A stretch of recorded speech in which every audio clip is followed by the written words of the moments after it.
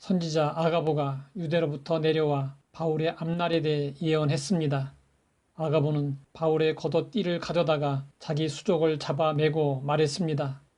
성령이 말씀하시되 예루살렘에서 유대인들이 이같이 이 띠 임자를 결박하여 이방인의 손에 넘겨주리라. 바울이 결박되면 감옥으로 가게 되고 종교 재판을 받게 됩니다. 그러면 어떤 결과가 나올지 알 수 없습니다. 아가보의 예언에 위기감을 느낀 바울 일행은 바울에게 예루살렘으로 올라가지 말라고 간곡하게 권유했습니다. 바울이 예루살렘에 가려고 한 이유는 성령에 매여서 성령의 인도를 따른 것이었고, 제자들이 바울을 만류한 것은 바울을 사랑하고 아꼈기 때문이었습니다. 동역자들이 울면서 만류하자 바울은 말했습니다.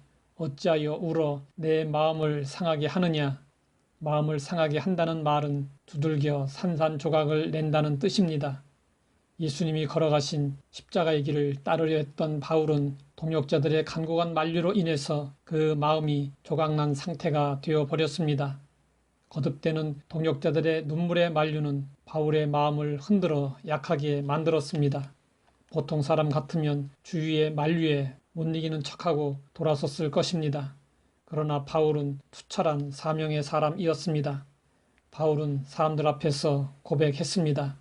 나는 주 예수의 이름을 위하여 결박당할 뿐 아니라 예루살렘에서 죽을 것도 각오하였노라. 바울은 순교의 결의를 굽히지 않았습니다. 하나님의 일은 감정으로 하는 것이 아니라 사명을 따라 의지로 하는 것입니다. 바울이 고난을 받지 않자 동역자들은 주의 뜻대로 이루어지이다 라고 받아들였습니다.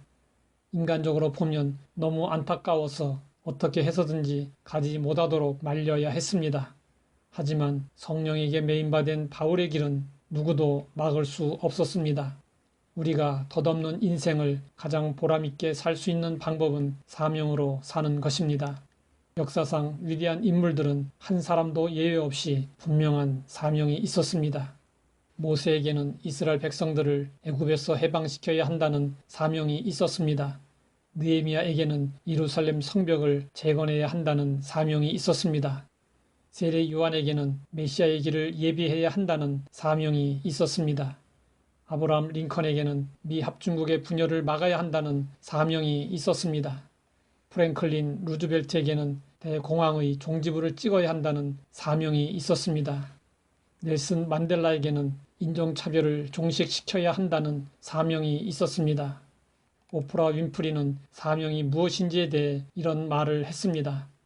남보다 더 가졌다는 것은 축복이 아니라 사명입니다. 자기보다 못한 사람을 도와줘야 할 책임이 있기 때문입니다. 남보다 더 아파하는 것이 있다면 그것은 고통이 아니라 사명입니다. 아파본 사람만이 아픔을 겪는 사람에게 위로해주고 봉사해줄 수 있기 때문입니다. 남보다 더 설레는 꿈이 있다면 그것은 망상이 아니라 사명입니다. 그 꿈을 이룸으로써 사회와 이웃을 위하여 봉사할 수 있기 때문입니다.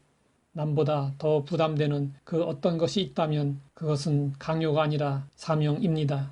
부담을 피하지 않고 기꺼이 감당하는 자가 복 있는 사람이기 때문입니다. 마르틴 루터 킹은 이런 말을 했습니다. 아직 자신이 무엇을 위해 죽어야 할지 발견하지 못했다면 그 사람은 살 자격이 없다고 나는 감히 말씀드리고 싶습니다. 하나님은 사명을 발견한 사람들에게 영역, 지리력, 체력, 경제력을 주셔서 사용하십니다. 사명자는 자신의 감정이나 주변 환경에 의해 흔들리지 않습니다. 오로지 하나님의 뜻에만 순종합니다. 우리도 하나님께로부터 받은 사명이 있습니다. 자신의 사명을 알고 그 사명에 집중하며 사명으로 살아야 합니다. 하나님 아버지, 사명이 무엇이고 사명이 왜 중요한지 알게 하시니 감사합니다. 우리에게 주어진 사명을 발견하고 사명을 위해 살게 하옵소서. 예수님의 이름으로 기도드립니다.